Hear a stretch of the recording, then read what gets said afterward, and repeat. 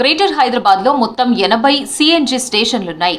ఒక్కో బంకులో సుమారు 2000 కేజీల వరకు విక్రయిస్తున్నారు. వాహనాల సంఖ్య పెరుగుతుండటంతో డిమాండ్ పెరుగుతోంది. పెట్రోల్, డీజిల్ రేటు పెరగడంతో సిఎన్జి వెహికల్స్ పై ఆసక్తి చూపిస్తున్నారు నగర ప్రజలు.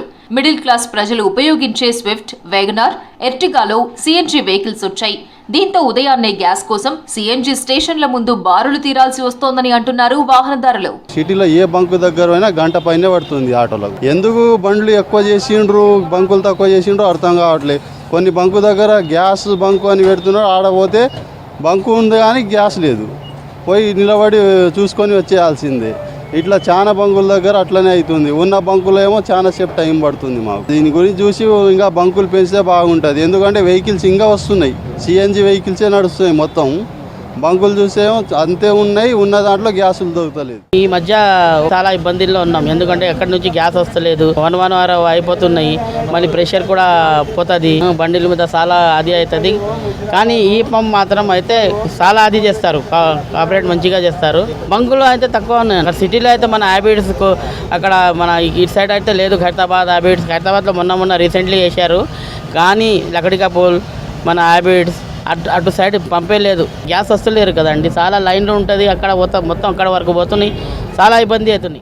షామీర్పేటలో మదర్ స్టేషన్ ఏర్పాటు చేసి సిఎన్జిని అందుబాటులోకి తెచ్చినప్పటికీ కొంతకాలంగా గ్రిడ్ నుంచి స్టేషన్లకు సరఫరా చేయలేకపోతున్నారు. సిటీలో ఉన్న చాలా ఆటోలు సిఎన్జినే వినియోగిస్తున్నాయి. సిటీలో పొల్యూషన్ తగ్గించేందుకు ఆటోలన్నీ సిఎన్జివే ఉండాలని ఆర్టీఏ అధికారులు చెప్పారు. దీంతో అందరూ సిఎన్జి ఆటోలు, క్యాబ్స్ వాడుతున్నారు.